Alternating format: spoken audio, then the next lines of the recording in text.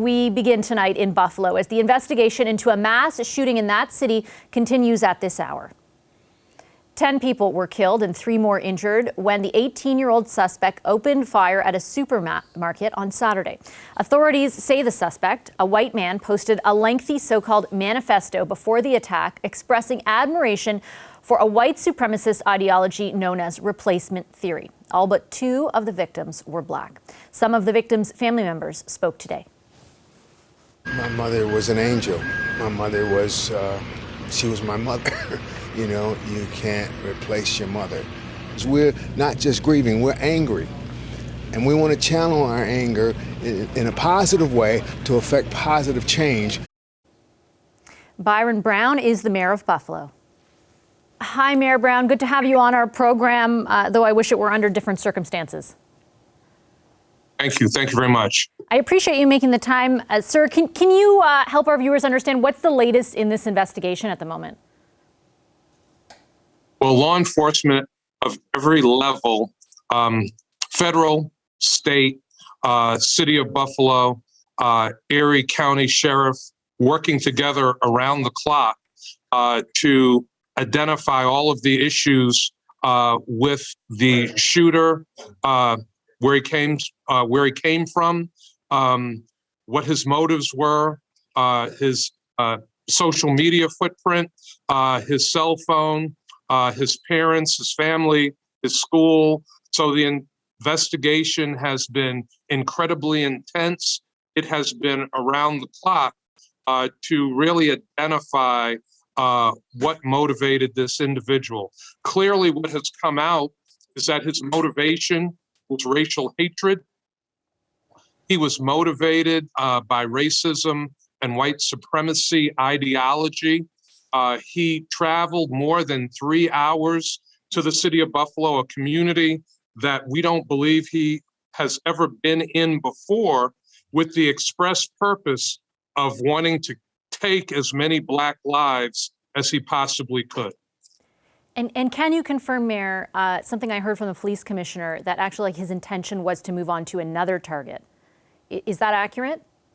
Yeah, what the police have determined is that if he successfully got out of the store, he wanted to go up and down Jefferson Avenue, the street that the top supermarket was located on, and kill as many people as possible on the street.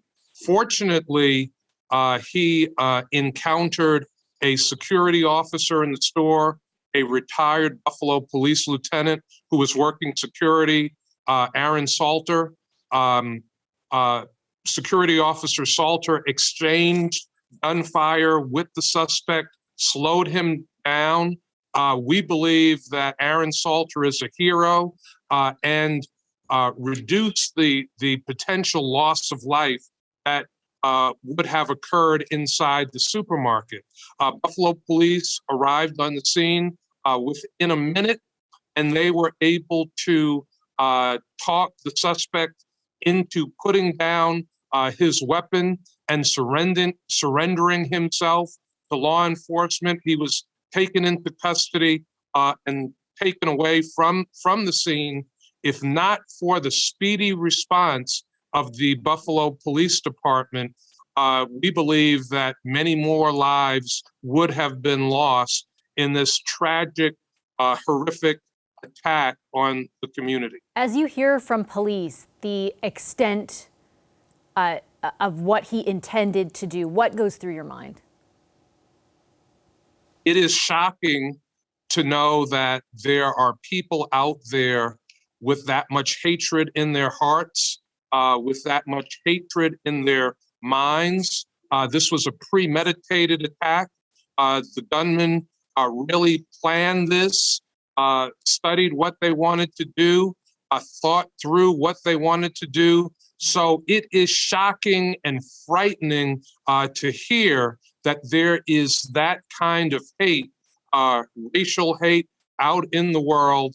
This is an individual that hated Black people, hated other people of color, hated Jewish people, hated immigrants, just a person full of hate.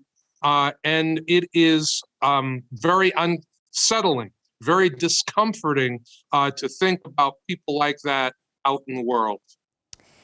I wonder what you think of, and I know this is not, not necessarily tangential to the investigation itself, but you are a politician and you know there's a political discussion happening today on two fronts. One on gun control, but second also on some politicians accusing others of not calling out what you just described, that racially motivated hatred and acting on that hatred, not calling it out enough, and by virtue of that, almost allowing it to happen. I'm paraphrasing, but I'm wondering what you think of that sentiment. It is well past time for sensible gun control in the United States of America. The horrible attack on innocent people, the mass shooting that occurred in the city of Buffalo, is just one of hundreds of mass shootings over the last several years that have occurred in the United States of America.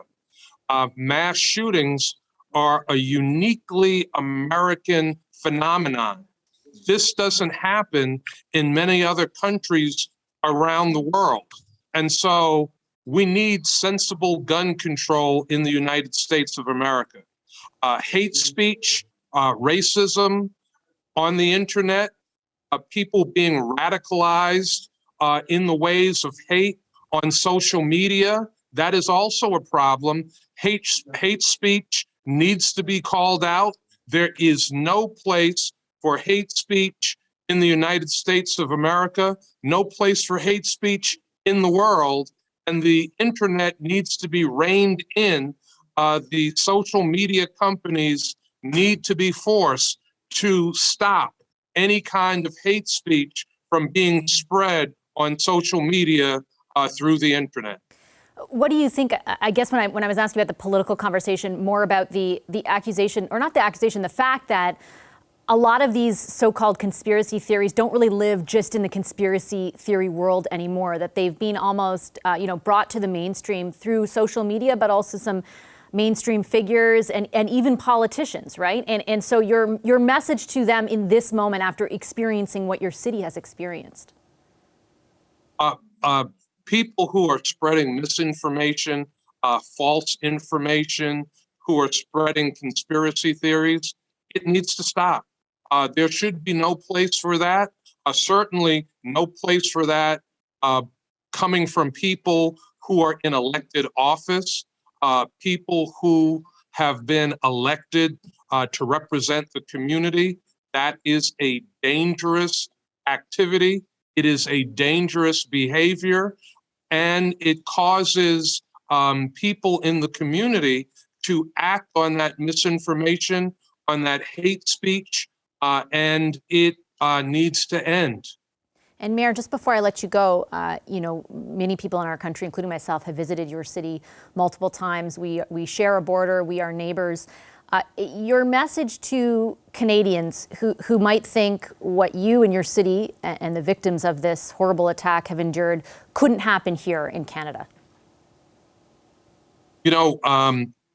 Unfortunately, because of the presence of weapons, what happened in Buffalo, New York, is all too common in the United States of America. I haven't seen many instances of mass shootings in Canada, and that's a good thing. That means that the Canadian people and the Canadian government is doing something right. We need to take a page out of Canada's book when it comes to the availability of guns, the availability of weapons that can be turned on people. We have had really violent incidents that are racially motivated in this country. And again, that's why I kind of posed the question for people who might think we are insulated from, the kind of motivation exercised by the shooter in this scenario. I guess your message to people like that here. Well, no place is immune to people that have hate in their hearts and people who want to play out that hatred through violent means. My message is those good people in communities around the world, in the United States of America, in Canada, need to stand up against hate. We need to stand up against hate speech, and we need to make it clear that there is no place for hate in America, in Canada, or any place in the world. And if all the good people that exist stand up, the people that have hate in their hearts and their heads will not be able to do the kind of things that we have seen in America and Canada when people play that hate out and move to violence. Mayor Brown, I'll leave it there. We certainly are thinking of you and your city this evening. Thank you. Thank you. Thank you very much. Hi, I'm Vashi Capellos, host of Power in Politics. See more of our show by subscribing to the CBC News channel or click the link for another video.